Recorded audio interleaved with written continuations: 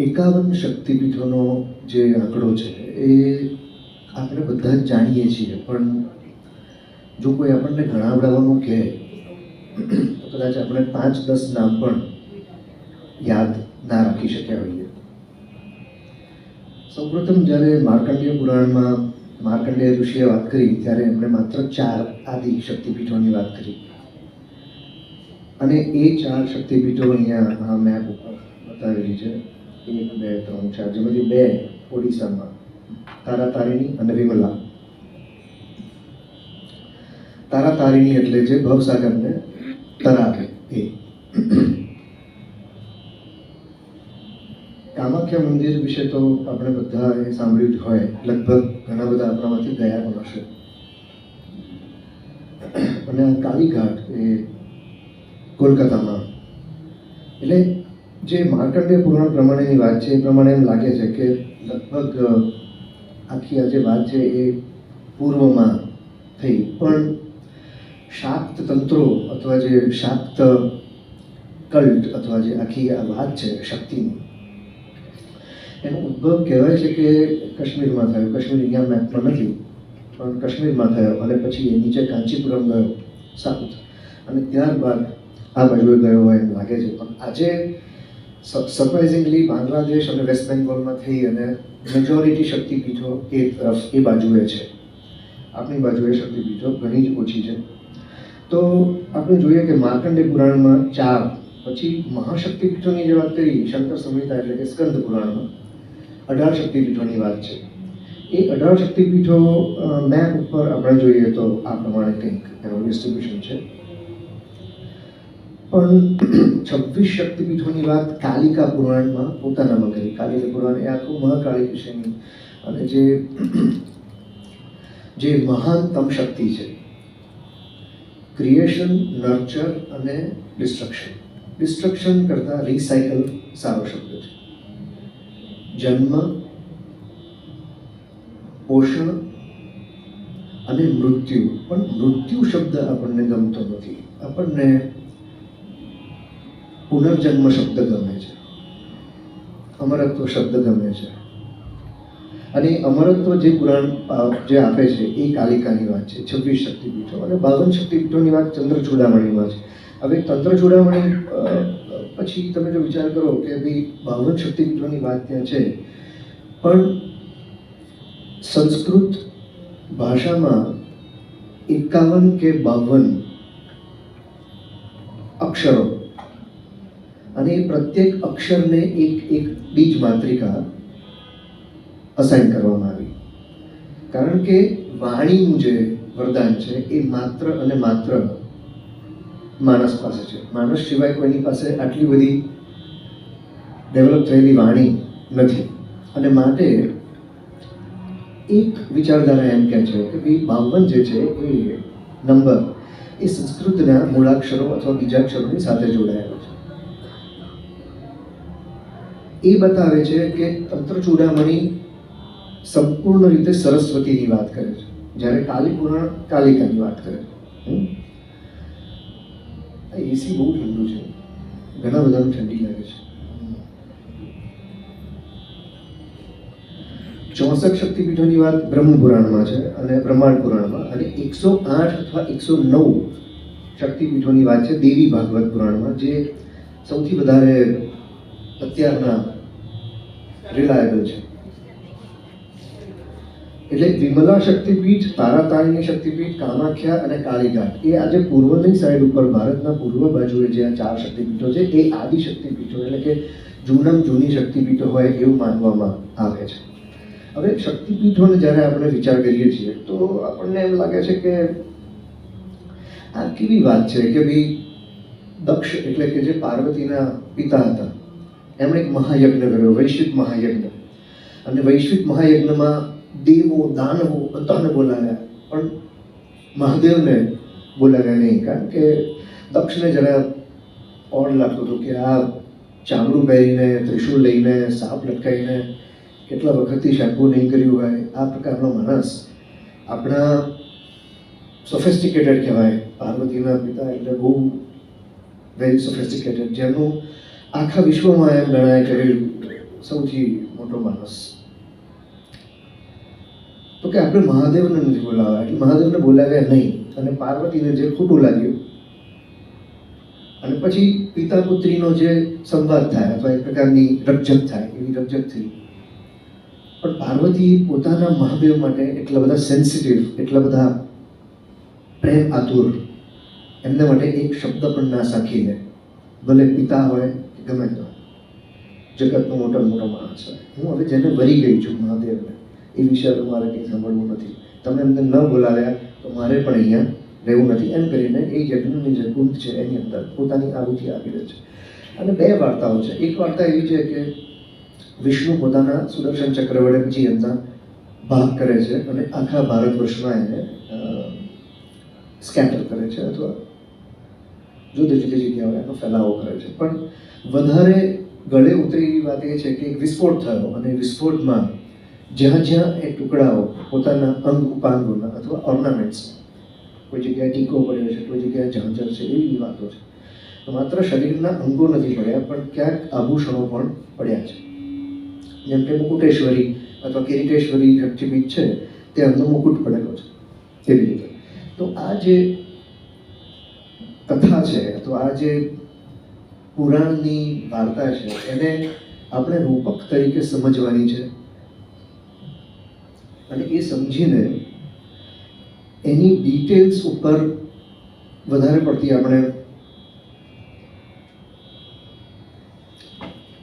Attention detail પર આપ્યા વગર એનું જે ચિત્ર એ લોકો આપણને કહેવા માંગે છે.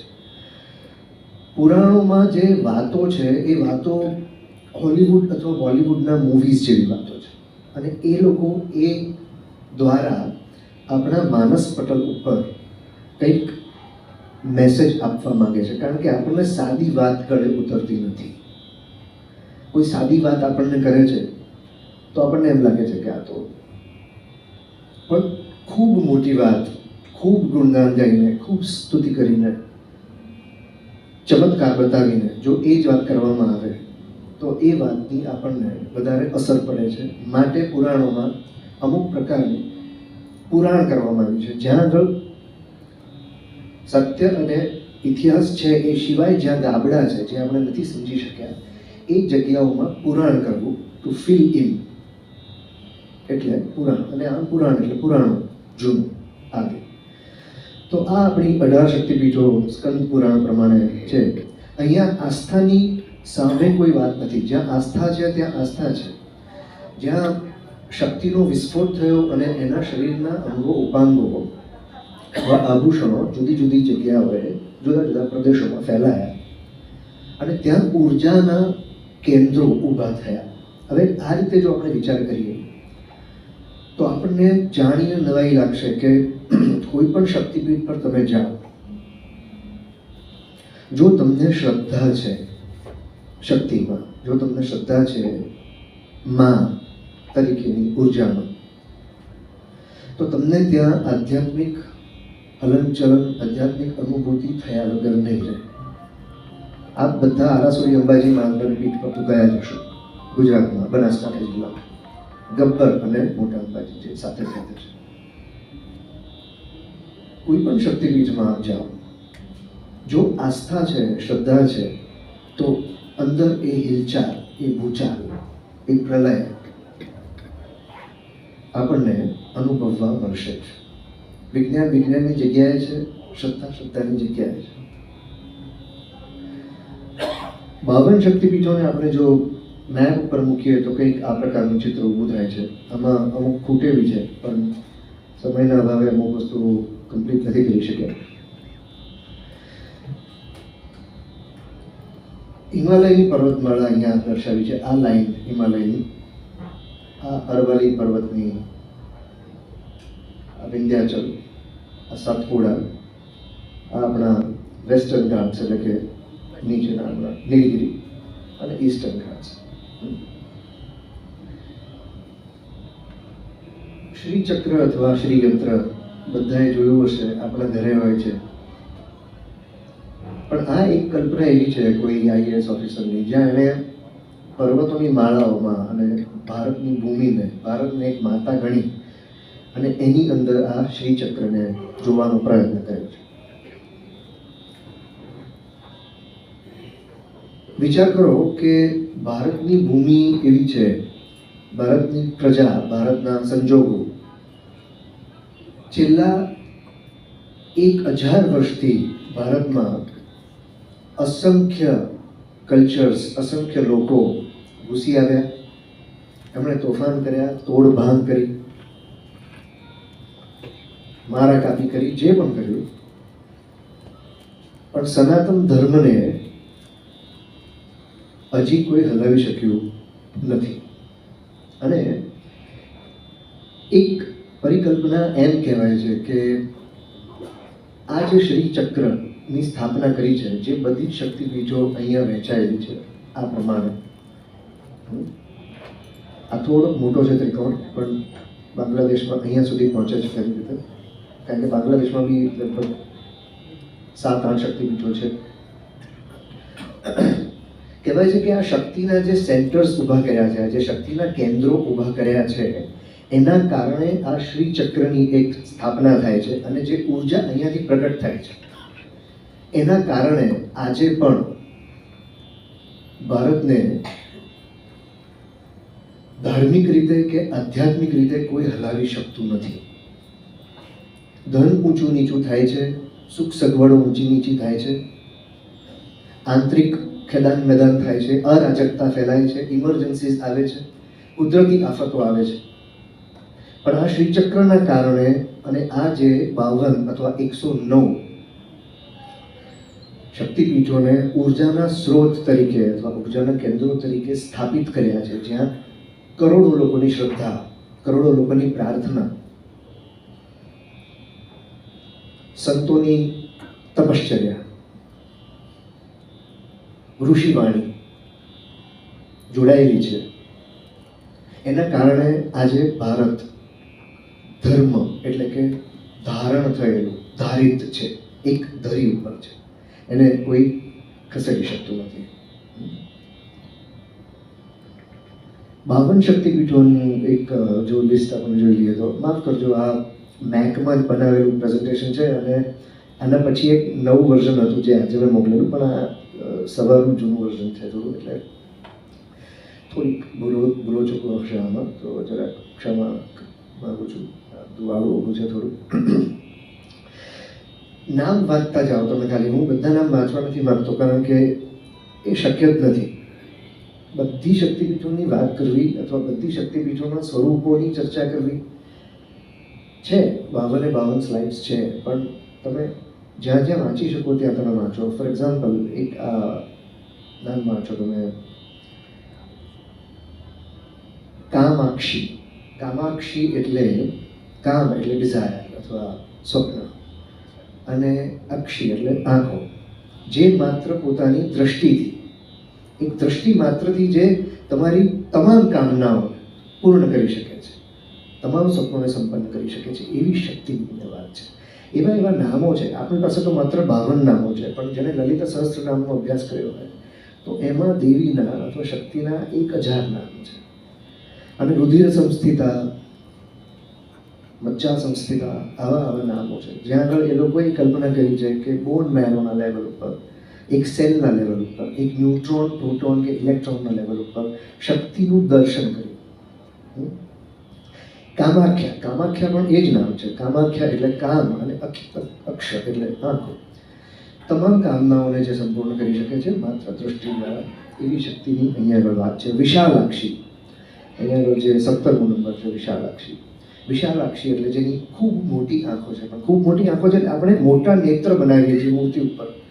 મોટા નેત્ર નથી, વિશાલાક્ષી એટલે આખા બ્રહ્માંડને જે એક સાથે જોઈ રહી છે એવી શક્તિ, જે આખા બ્રહ્માંડને, આપણે માત્ર પૃથ્વી ઉપર છીએ, જો પૃથ્વીને આ સ્ક્રીન ઉપર આપણે બતાવવાનો પ્રયત્ન કરીએ તો કદાચ આ લીલું ટપકું છે એનાથી પણ નાની પૃથ્વી છે આ બ્રહ્માંડનું પ્રમાણ. તો આખા બ્રહ્માંડને જે પોતાની દ્રષ્ટિમાં સંમોહિત કરીને બેઠેલી છે એવી શક્તિ. તો આ 52 શક્તિપીઠોના અહીંયા નામો એક ખાલી રજૂ કરું છું.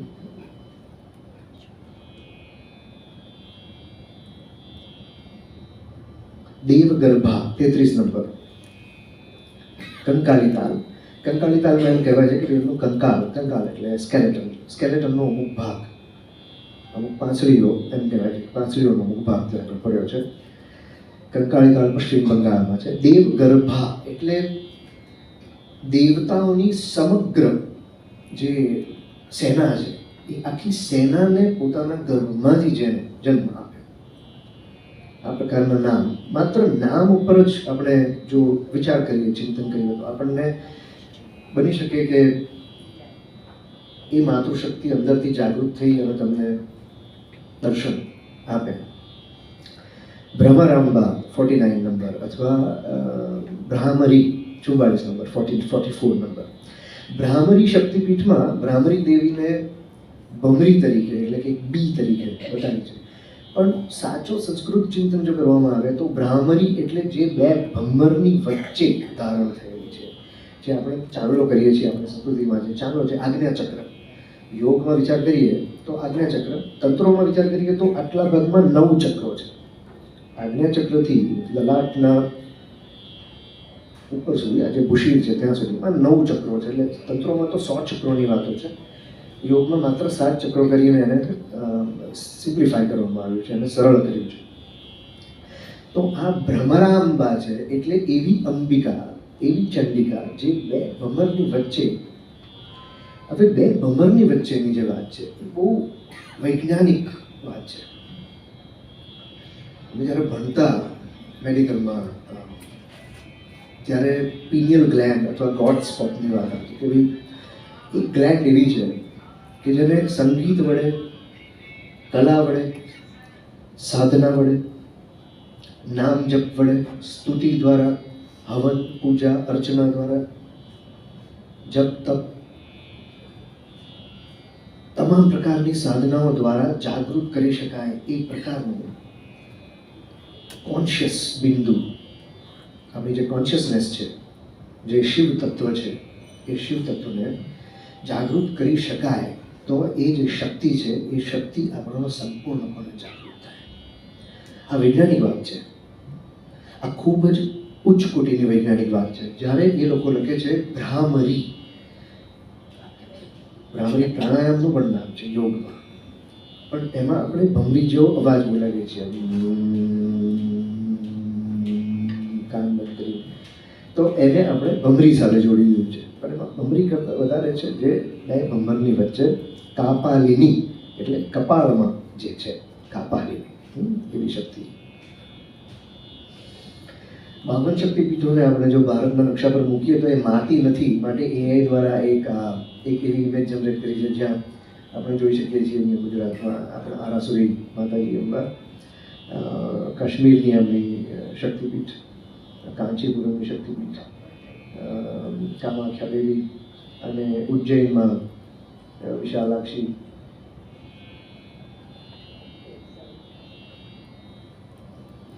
નેપાળમાં પણ છે, પણ અહીંયા આપણે એ નથી કરી શકીએ ક્લિયર.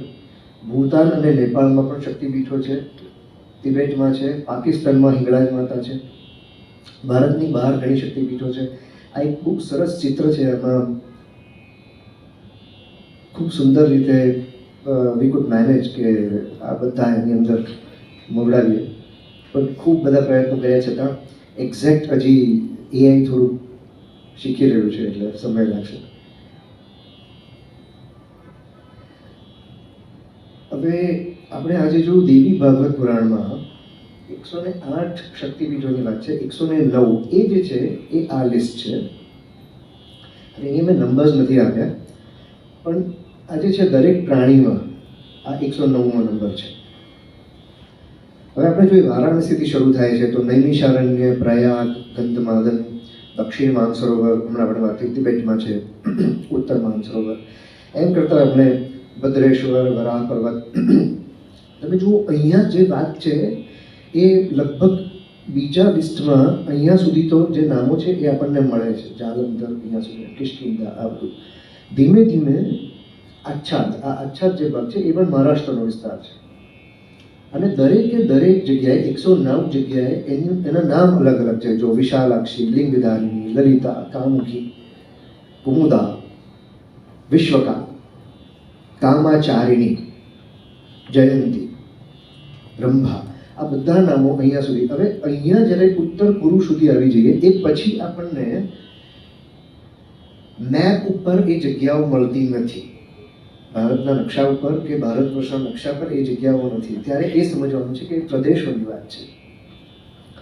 આ જે વાત છે એ આખા ભારત વર્ષને, એટલે કે પાકિસ્તાન, અફઘાનિસ્તાન, અમુક રશિયાનો ભાગ, પામીરની ગિરિમાળાઓ, આ બાજુ હિમાલયનો ઉત્તર, નેપાળ, તિબેટ, ભૂતાન, અને પેલી બાજુએ બાંગ્લાદેશ અને આમ તો જાવા સુધી. પણ જ્યારે આ થયું લગભગ 700-800 વર્ષ પહેલાં, જ્યારે આ બધું લખાવા માંડ્યું,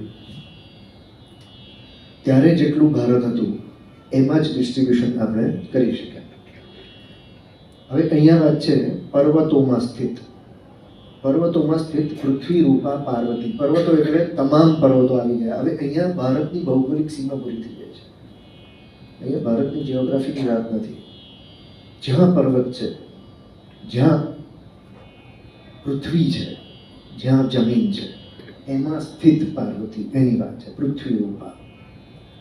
આપણે માટે પૃથ્વી એક જ છે, પણ તમામ વિશ્વમાં, તમામ યુનિવર્સમાં જ્યાં જ્યાં માટી છે, જ્યાં જ્યાં મેટર છે, એ પેટર્નની અંદર સ્થિત એવા તત્વની વાત. સૂર્યના પ્રકાશમાં પ્રભા. હવે આપણે કહીએ કે આ બધી શક્તિપીઠો હું શોધવાનો પ્રયત્ન કરું છું, તો આ દેવલોકમાં ઇન્દ્રાણી, હું ક્યાંથી દેવલોકને શોધું? કયા નકશા પર દેવલોકને મૂકું? સૂર્યના પ્રકાશમાં પ્રભા તરીકે માની કલ્પના કરવામાં આવી છે શક્તિની. તો આ બધી શક્તિપીઠોની જે વાત એ ચાલુ થાય છે ભૌતિકતાથી અને આપણને ખેંચી જાય છે અધ્યાત્મમાં. અપ્સરાઓમાં તિલોત્તમા, સ્વર્ગમાં પહોંચાડી દીધો, સતીઓમાં અરુંધતી.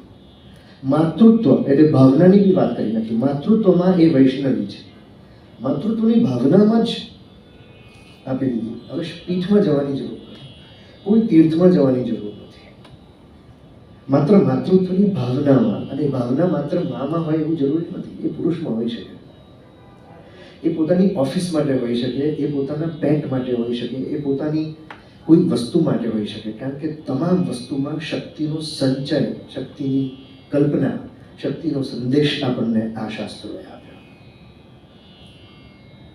માતા પુત્રને, પુત્રીને માતૃત્વની ભાવના કરે એ તો જાણે કે એની પ્રકૃતિ છે.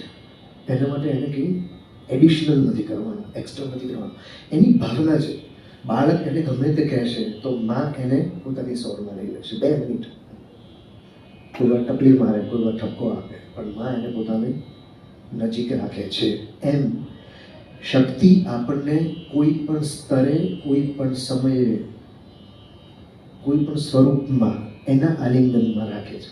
આ વાત ત્યાં સુધી પહોંચી. તિલોત્તમા અપ્સરાઓમાં છે, અને અપ્સરાઓ આપણને જોવા ક્યારેય નહીં મળે.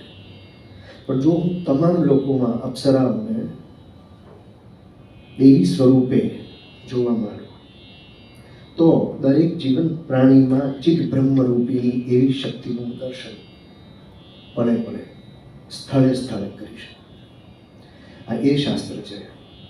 છતાં આપણે પીઠોની વાત કરવાની છે, અને આપણે પીઠની વાત કરીએ છીએ, અને આમાં ઘણા પાસા છે. ધાર્મિક પાસાઓ છે, તાંત્રિક પાસાઓ છે. ધર્મ આપણે જનરલી વેદોક્ત જે સ્કૂલ ઓફ થોટ છે, વેદોક્ત સ્કૂલમાંથી જે આવ્યો હોય છે. અને તંત્ર જે છે એ તંત્ર અને વેદને થોડોક એકબીજાની આમને સામને થોડા ડિફરન્સીસ છે. પછી વૈજ્ઞાનિક છે અને આધ્યાત્મિક છે. હવે આ 4 પાસાઓ છે. ધાર્મિક રીતે વિચાર કરીએ તો ધર્મ શિક્ષણ આપણા માટે સૌથી મહત્વનું હતું. જ્યારે શક્તિપીઠોની અથવા શાક્ત માન્યતા, શાક્ત ધર્મ ઊભો થયો, દેવી ઉપાસના જ્યારે આવી, જ્યારે પણ હશે, આપણે કેટલા વર્ષ પહેલાં એમાં પડવું નથી, કારણ કે જ્યાં શ્રદ્ધાની વાત છે ત્યાં હવે વિજ્ઞાન અને પુરાવાઓની વાત કરીને કોઈ ફાયદો નથી. અને વિજ્ઞાન અને પુરાવા ક્યારેય ત્યાં નહીં પહોંચી શકે જ્યાં ધર્મ અને અધ્યાત્મ તમને અને આપણને લઈ જશે. આ ચાર પાસાઓ જે છે એ ધાર્મિક, એક તો પહેલું એ શિક્ષણના કેન્દ્રો તરીકે પીઠોની સ્થાપના થઈ, યુનિવર્સિટીઝ અથવા મઠો, જ્યાં આપણે ધર્મનું શિક્ષણ આપી શકાય જે પણ આવે. પછી એ શ્રદ્ધાળુ હોય, નાસ્તિક હોય, બાળક હોય કે વૃદ્ધ હોય, ત્યાં આવે એટલે એને ધર્મની માન્યતાઓની, ધર્મની પ્રક્રિયાઓની, ધર્મના કથાઓની સમજણ આપી શકાય. અને એ બહાને આવું અમૂલ્ય અધ્યાત્મનો ખજાનો આપણે માણસ સુધી પહોંચાડી શકીએ, બધાને જાગૃત કરી શકીએ. એ એક હતો. પછી શ્રદ્ધાના સ્થાનો તો ખરા જ જાણે, જે નથી સમજી શકતો જ્ઞાન યોગ દ્વારા, એવું જરૂરી નથી કે બધા જ જ્ઞાન દ્વારા ઈશ્વરને પામવા ઈચ્છે છે અથવા શક્તિને ઓળખવા ઈચ્છે છે. કેટલાક માત્ર સમર્પિત છે. ભક્તિ એ સમર્પણનો માર્ગ છે, ત્યાં જ્ઞાનને સ્થાન નથી. શિક્ષણના કેન્દ્રો હશે પણ અમારે શ્રદ્ધાના સ્થાન જોઈએ છે. તો એ લોકોએ એવું અમાલ્ગમેશન કર્યું કે એક જ પીઠ જે શિક્ષણ પણ આપે, શ્રદ્ધા પણ ઊભી કરે. સમગ્ર દેશમાં જેટલા પણ આસ્થા ભક્તો છે, શ્રદ્ધાળુઓ છે, એ બધાને માટે એક્સેસિબિલિટી. હવે જો 4 જ શક્તિપીઠ હોય અને પૂર્વ કિનારા ઉપર જ હોય તો હું ગુજરાતમાં રહેતો હોઉં તો મારે ત્યાં સુધી છેક જવાનું, એટલે એક્સેસિબિલિટી જોઈએ. તો આ એક્સેસિબિલિટીની રીતે એ લોકોએ વિચાર કર્યો, કારણ કે જે પણ માણસો હતા, ઋષિમુનિઓ હતા, રાજાઓ હતા, એ કોઈ તમારા મારા જેવા સામાન્ય માણસો ન હતા. નહીંતર એ આ પ્રકારનું નેટવર્ક, આ પ્રકારનું વિઝન, આ પ્રકારનું ઇન્જેક્શન જે આજ સુધી અસર કરે છે. આખી દુનિયાને કોવિડનું વેક્સિન આપવામાં આપણા હાજા ગગડી ગયા અને છતાં એ કામ કરતું નથી. બધા રોજ માંદા. કોવિડનું વેક્સિન લીધેલો એ માંદો, ના લીધેલો એ માંદો. કોઈ ખાંસી ખાય છે, કોઈ શ્વાસ લેવા માટે બિચારો એલર્જી.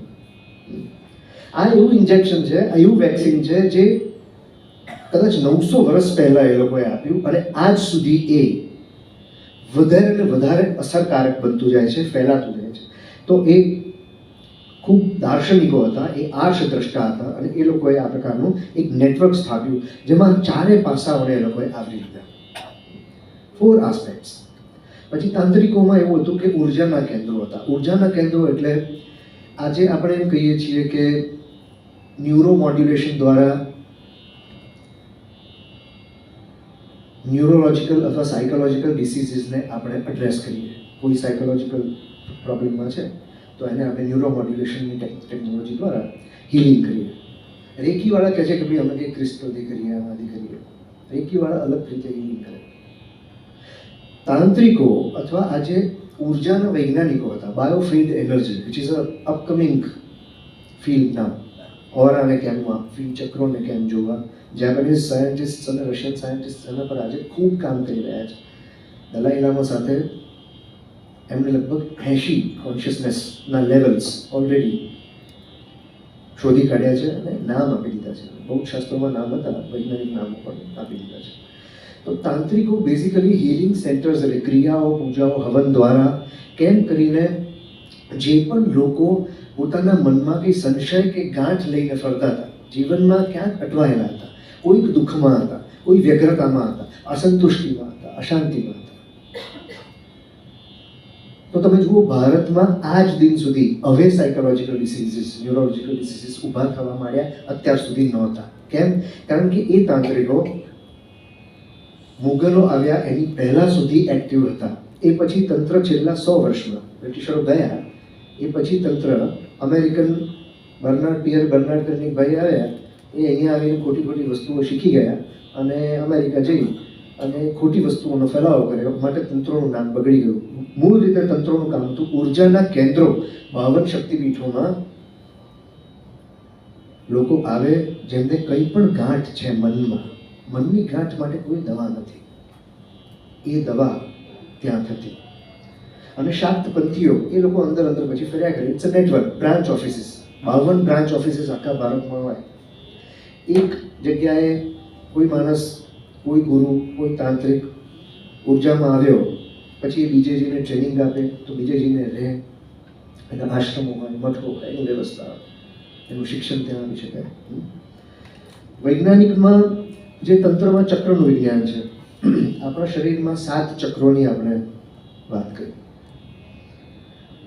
52 ચક્રોની વાત કરી આ શાક્ત તાંત્રિકોએ. આ વિજ્ઞાન છે 52 અને 109 ચક્રોનું. જો આપણે 52 શક્તિપીઠોનું સ્તોત્ર, જે સ્તોત્રમાં 52 શક્તિપીઠોના નામ છે માર્કંડેય પુરાણમાં અને દેવી ભાગવત પુરાણમાં, એને જો આપણે કંઠસ્થ કરી લઈએ, મોડે કરી લઈએ,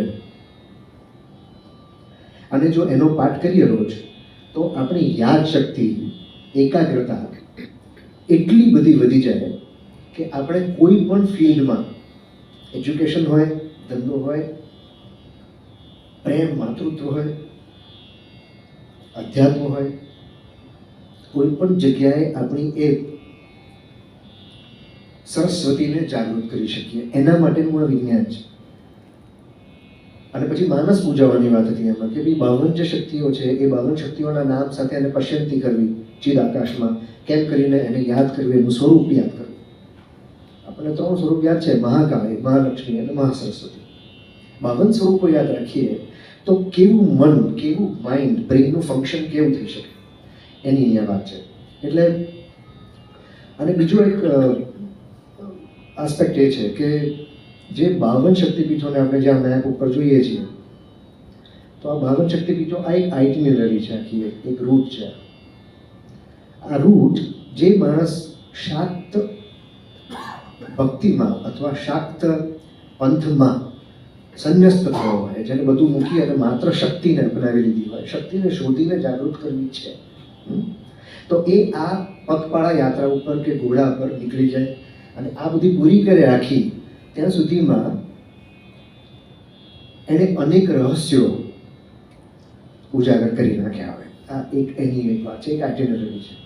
અને ઓફકોર્સ સ્પિરિચ્યુઅલ કે આધ્યાત્મિક દ્રષ્ટિએ આપણે વિચાર કરીએ તો સતીનું જે શરીર છે એ જ્યારે હવનકુંડમાં હોમાયો અને એનો વિસ્ફોટ થયો અને 52 કે 109 જગ્યાએ એનું જે વિભાજન થયું, એ નિરાકાર બ્રહ્મની ઉપાસનાનો સંકેત કરે છે. શિવ નિરાકાર છે એ આપણે જાણીએ છીએ, બોલીએ છીએ, છતાં શિવનો ફોટો, એની મૂર્તિ, લિંગ આપણને જોઈએ છે. એમ શક્તિ નિરાકાર જ છે, પણ દરેક સ્વરૂપની પાછળ રહેલી ચાલક શક્તિ છે. એટલે ધર્મ અને તંત્રો આપણને આ મટીરિયલ વર્લ્ડમાંથી ધીમે ધીમે એ સ્પિરિચ્યુઅલ વર્લ્ડ તરફ, ભૌતિકતામાંથી આધ્યાત્મિકતા તરફ લઈ જવાનો એ સંકેત છે કે ભાઈ બીજ હતું, સતી બીજ હતું, અને એ બીજનો વિસ્ફોટ થયો અને આખી પૃથ્વી ઉપર સમજો કે બીજ ફેલાયા. હવે એ શક્તિ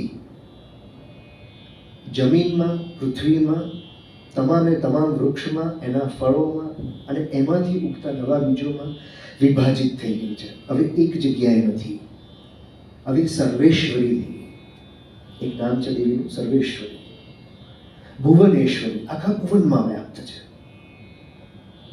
અને ભુવન કેવું છે? માઇક્રોકોસ્મોસ અને માઇક્રોકોસ્મોસ. માઇક્રોકોસ્મોસ એટલે ભુવન, માઇક્રોકોસ્મોસ એટલે દરેકે દરેક અણુ અને દરેકે દરેક કોષ અંદરથી વ્યાપ્ત થઈ. અને તમે જુઓ આ વાતને આપણે જોઈ શકીએ છીએ 52 શક્તિપીઠોમાં. હમણાં છેલ્લા 100 વર્ષ પહેલા સુધી ના કોઈ છબીઓ હતી, નો ફોટોગ્રાફ્સ, નો મૂર્તિ, પૂજા માટે કોઈ સ્વરૂપ નહીં, બધું પછીથી આવ્યું. અમુક જગ્યાએ 100 વર્ષથી જૂનું હશે, ત્યાં ચાલુક્ય વંશના કે કલિંગ વંશના હતા, એ લોકોએ ઘણા વર્ષો પહેલા મૂર્તિઓની સ્થાપના કરી દીધેલી. પણ એમને જ્યારે શક્તિપીઠોની વાત જાણવા મળી ત્યારે ત્યાં આગળ માત્ર પિંડીઓ એટલે આપ જાણો છો, નાની નાની ખડકની, પથ્થરની એક પ્રકારની રચના. પિંડીઓ હોય, ખડક હોય, ગુફા હોય, નદી હોય અથવા જ્યોત હોય, ફ્લેમ. આ વસ્તુઓની પૂજા મૂળ રીતે શક્તિપીઠોમાં થાય છે. આજે પણ એવી શક્તિપીઠો છે, જેમ કે જ્વાળામુખી મંદિર છે હિમાચલ પ્રદેશમાં. જ્વાળામુખીમાં માત્ર જ્યોત છે, અખંડ જ્યોત ચાલે કરે છે અને એની પૂજા. 10 મિનિટ. ઓકે, 10 મિનિટ, નો પ્રોબ્લેમ. ભારત બહારની જે શક્તિપીઠો છે એમાં આ શક્તિપીઠો છે હિંગલાજ માતા બલુચિસ્તાન એટલે પાકિસ્તાનમાં, શિવહર કરાચીમાં છે, તિબેટમાં દાક્ષાયણી શક્તિપીઠ, બાંગ્લાદેશમાં આ 4, 5, 7 શક્તિપીઠો છે, અને નેપાળમાં ગુહ્યેશ્વરી જે પશુપતિનાથનું મંદિર છે. પશુપતિનાથના મંદિરની સાથે જ ગુહ્યેશ્વરી શક્તિપીઠ છે, જ્યાં કાળીનું એક એવું પ્રચંડ સ્વરૂપ જોવા મળે છે કે જે કદાચ જો આપ ગયા હો તો ખૂબ સરસ, પણ ન ગયા હો તો પશુપતિનાથ અને ગુહ્યેશ્વરી દેવીના દર્શન કરવા એ અતિ આવશ્યક છે. મેં ત્યાં ઘણી સાધના કરી છે. અને ગુહ્યેશ્વરી એટલે ગુહ્ય એટલે રહસ્ય, સિક્રેટ. ગુહ્યેશ્વરી એટલે એવી શક્તિ જે સિક્રેટ છે, અને જ્યારે એ ઉજાગર થાય છે ત્યારે એ બધી સિક્રેટને ઓળખી જઈએ એવી શક્તિ પ્રદાન કરે. હિંગલાજ માતાની પીઠ આપણે ક્વિકલી હવે બધામાં દર્શન કરી લઈએ. હિંગલાજ માતાની પીઠ જાણવા લાયક છે. આજે પણ ઇસ્લામ ધર્મના અનુયાયીઓ, મુસ્લિમો પણ અહીંયા પૂજા કરવા, દર્શન કરવા જાય છે. એટલે આ એક ઐક્યની વાત છે. જે શાક્ત પંથની વાત છે એ એક ઐક્યની વાત છે, મહા ઐક્યની વાત છે. અહીંયા ધર્મના કોઈ વાડાઓ કે ધર્મની કોઈ સીમાઓ પૂરી શકે એમ નથી કોઈ વસ્તુ. કામાખ્યા પીઠ, હમણાં જ મૌની અમાવસ્યાએ હું કામાખ્યા હતો 2 દિવસ માટે. આજે પણ ત્યાં કબૂતર અને બકરાની બલિનો રિવાજ છે, અને ઘણા લોકો પશ્ચિમ બંગાળમાંથી, આસામમાંથી, ઓડિશામાંથી એ બલિમાં માને છે. જે લોકો એ લોકો જે ચડાવે છે ઘણું બાર્બેરિક છે, પણ હવે જ્યાં માએ આપેલું માને અર્પણ કરવાનું છે ત્યાં આગળ પછી બીજા કોઈ હ્યુમેનિટેરિયન કે લીગલ ઇશ્યુઝ વચ્ચે આવતા નથી. વિમલા શક્તિપીઠ ખૂબ સુંદર જગ્યા છે, ઓડિશામાં છે, પુરીમાં છે. આપણું જગન્નાથ મંદિર અને વિમલા શક્તિપીઠ એ સાથે સાથે છે. વિંધ્યાવાસીની ઉત્તર પ્રદેશમાં, વૈષ્ણોદેવી પીઠ આપણે બધા જાણીએ છીએ, કતરામાં જમ્મુ, બધા દર્શન કરી લઈએ. જ્વાળામુખીની આ જ્વાળા છે જેની આપણે હમણાં વાત થઈ, હિમાચલ પ્રદેશમાં ખૂબ સરસ જગ્યા છે. કાંગડામાં તારાતારીની પીઠ, ઓડિશામાં અમેઝિંગ દૈવી. અમરનાથ લિંગને અડીને જ આ શક્તિપીઠ છે, જેને આપણે મોટા ભાગના લોકો નથી જાણતા. એ ત્યાં જાય છે અને પાછા આવે છે છતાં અમને નથી ખબર હોતી. પણ આ મહામાયા શક્તિપીઠ છે. અને મહામાયા નામ એટલે પડ્યું છે કારણ કે આ જે અમરનાથ છે એ અમરનાથની કથા તો જાણે કે આપણે અત્યારે નહીં વાત કરી શકીએ, પણ આ લિંગ આવે અને જાય કારણ કે બરફનું છે. તો મહામાયા એ એવું સ્વરૂપ છે, ક્યારેક આવે છે અને ક્યારેક જાય છે. આપણે જે સંસારમાં છીએ એ સંસાર એવો છે, ક્યારેક કોઈક આવે છે અને ક્યારેક કોઈ જાય છે, ક્યારેક સુખ આવે છે, ક્યારેક દુઃખ આવે છે. તો જે આવે છે એ જાય છે. તો એ શું થઈ ગયું? માયા. માટે આ મહામાયા શક્તિપીઠ છે. ફુલ્લરા અથવા અટ્ટહાસ. અટ્ટહાસ એટલે જ્યારે સતીએ ઝંપલાવ્યું કુંડમાં, તો આપણે જો કુંડમાં અગ્નિમાં ઝંપલાવીએ તો આપણામાંથી શું નીકળે? ચીસો, આક્રંદ. પણ સતી કેવી છે? એ દૈવી તત્વ એવું છે કે જ્યારે હવન કુંડમાં ઝંપલાવ્યું એને, ત્યારે એનામાંથી એક અટ્ટહાસ નીકળ્યું, લાફ્ટર, મહાહાસ્ય. અને એ હાસ્યથી એનો વિસ્ફોટ થયો અને એમાંથી શક્તિપીઠોનું સર્જન થયું. આ છે અહીંયા એમનો હોઠ પડ્યો દેવીનો, એવી વાત કહેવામાં આવે છે. અને બિરભૂમ, પશ્ચિમ બંગાળની બધી શક્તિપીઠો ખૂબ દિવ્ય છે. ગાંધકી ચંડી અથવા મુક્તિનાથ પીઠ આ જે છે ને આ નેપાળમાં છે. મસ્તાંગ જિલ્લામાં આજે પણ બૌદ્ધ પીઠો એવી છે, બૌદ્ધ મઠો એવા છે કે જ્યાં રસ્તા નથી, ગાડીઓ નથી, કશું જ નથી. અને એ પ્રકારના એની તળેટીમાં આ મુક્તિનાથની ગાંધકી જે શબ્દ છે એ ગંધક પરથી આવે છે. ગંધક એટલે સલ્ફર, અને ત્યાં સલ્ફરની સ્પ્રિંગ્સ છે અને આખો સલ્ફર રિચ રિજન છે. અને જે નદી છે ત્યાં એ ગાંધકી નદી છે, કારણ કે એના પાણીમાંથી પણ સલ્ફરની સુવાસ આવે. તો ગાંધકી નદી, મુક્તિનાથ, અમેઝિંગ પ્લેસ. આની કોઈ આ જગ્યા જે છે દાક્ષાયણી અથવા મનસા દેવી, ત્યાં કોઈ પીઠ, મંદિર કશું છે નહીં. હવે એ જે આખો રીજન છે ને એ રીજન શક્તિપીઠ ગણાય છે. એટલે આજે હું ગયો નથી ત્યાં, પણ આજે છે આ પિક્ચર ત્યાંનું છે કે નહીં એ મને નથી ખબર. ખૂબ પ્રયત્ન કરીને પણ નથી મળી રહ્યું પિક્ચર. માનસરોવર પાસે છે આ શક્તિપીઠ, પણ એ આખો વિસ્તાર એ શક્તિપીઠ છે એવું કહેવાય છે, મિથિલા શક્તિપીઠ. અને દરેક શક્તિપીઠમાં એક ભૈરવની બી સ્થાપના છે. ત્યાં શિવ મંદિરો એ છે.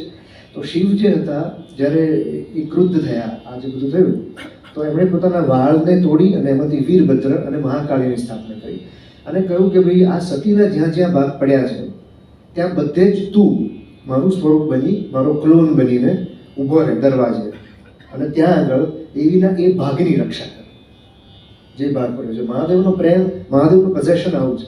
હા, તો આ મિથિલા શક્તિપીઠ અહીંયા આગળ ભૈરવ છે એટલે મહોદર ભૈરવ અથવા વિરોધ ભૈરવ કહેવામાં આવે છે. એમ કહેવાય છે કે અહીંયા આગળ કોઈ મલિન વિચાર લઈને જઈ નથી શકતું. એ જે વિરોધ ભૈરવ છે અથવા ક્રોધ ભૈરવ મહોદર છે એ એના મનને વાઇપ ઓફ કરી નાખે છે.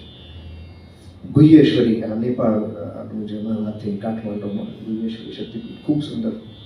વારાહી શક્તિપીઠ, વરાહ સ્વરૂપમાં, વ્હાઇટ બોર સ્વરૂપમાં માને વિચારી છે. લલિતા દેવી ઉત્તર પ્રદેશમાં, અહીંયા પણ મુસ્લિમો દર્શન કરવા આવે છે લલિતા દેવીમાં. વિશાલાક્ષી, વારાણસી આપણું છે. अच्छा, વારાણસી જે છે એ આખું શહેર શક્તિપીઠ ગણાય છે. ત્યાં આગળ શક્તિપીઠમાં જો તમે શોધવા જાઓ તો તમને શક્તિપીઠો મળશે નહીં. જુદા જુદા લોકો તમને જુદું જુદું મંદિર બતાવશે કે આ શક્તિપીઠ છે, આ શક્તિપીઠ છે, આ શક્તિપીઠ છે, પણ આખું વારાણસી જે શહેર છે, નગરી કાશીની, એ આખી જ શક્તિપીઠ ગણાય છે.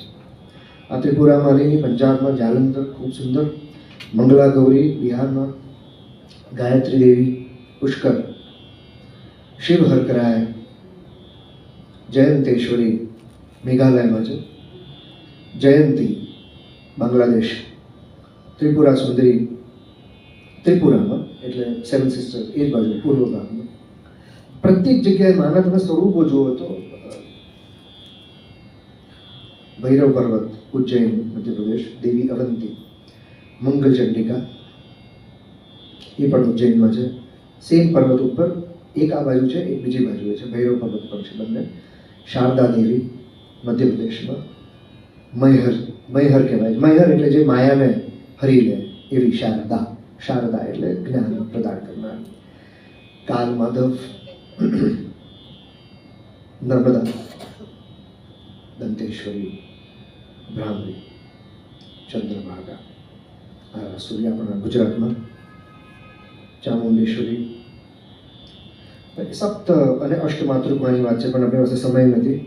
સપ્ત અને અષ્ટ માતૃકાઓમાં જે સ્વરૂપો છે એ આપેલા છે 7 અને 8 દેવીઓમાં. પછી નવદુર્ગાની વાત છે. નવદુર્ગાની વાત માર્કંડેય પુરાણમાં દેવી મહાત્મ્યમાં કરવામાં આવી છે. 10 મહાવિદ્યાઓ તંત્રમાં તો ખૂબ જ પ્રચલિત છે. મુંડમાલા તંત્ર 10મી સદીમાં જે લખાયું. ઇન્દ્રાક્ષી બહુ જ સરસ મંદિર શ્રીલંકામાં છે. કામાક્ષી અમ્મા કાંચીપુરમ, એ 7 મોક્ષપુરીઓમાં ગણાય છે. આ 7 મોક્ષપુરીઓની વાત એટલે મેં અહીંયા આવરી લીધી છે. 7 મોક્ષપુરીઓના અયોધ્યા, મથુરા, માયા એટલે હરિદ્વાર, માયાનગરી, કાશી, કાંચી, અવંતી, દ્વારકા. આ 7 મુક્તિ પ્રદાન કરે છે. આજે 7 સપ્તપુરી અથવા મોક્ષપુરી. રાકીની દેવી આંધ્રપ્રદેશ, ભ્રામરાંબિકા શ્રીશૈલમ, બાહુલા, મહિષામર્દિની, મા ભવાની બાંગ્લાદેશ, જેસોરેશ્વરી બાંગ્લાદેશ, કાલીઘાટ, કંકાલી તાલ જ્યાં કંકાલ પડ્યું છે, કિરીટેશ્વરી અહીંયા એમનો મુકુટ પડ્યો છે. કેમ કહેવાય છે આ મુકુટ શેપમાં મંદિર બનાવેલું છે. ખૂબ સરસ જગ્યા છે. આ ખૂબ જૂનું મંદિર છે. રત્નાવલી, હુગલી નદી, બંગાળ, કલકત્તા. ભ્રામરી દેવી, આ જો ભમરીઓ બતાવેલી છે પણ અહીંયા પણ ભમરી સ્વરૂપમાં માતાજીને બતાવ્યા છે, પણ ભ્રામરી એટલે 2 ભમરની વચ્ચે જે જાગૃત થાય છે એવી. અને અહીંયા 12 એની વાત છે ચક્રો. નંદિકેશ્વરી વેસ્ટ બેંગાલ, સુગંધા દેવી બાંગ્લાદેશ, વર્ગભીમા બાંગ્લાદેશ, વિરજા દેવી, યોગિની દેવી,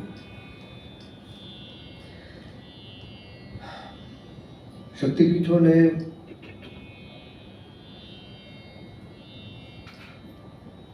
આપણે ભારત ભૂમિને બદલે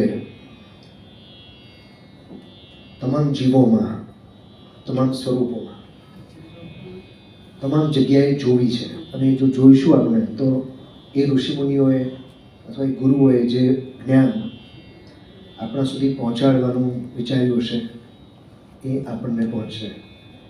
કોઈ પીઠમાં જવાની જરૂર નથી, ચોક્કસ જાઓ, પણ એ પીઠો, એ ચક્રો, એ ઉર્જાના કેન્દ્રો આપની અંદર છે. આપણી અંદર એને જાગૃત કરીએ. બસ આટલી જ ઉપાસના છે. શ્રી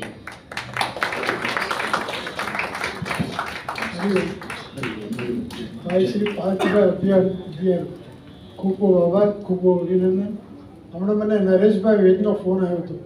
એ આપણને બહુ ખૂબ યાદ કરે છે, તમને પણ ખૂબ યાદ કરે છે. આપણે સુંદર માહિતી આપી, પણ આપણે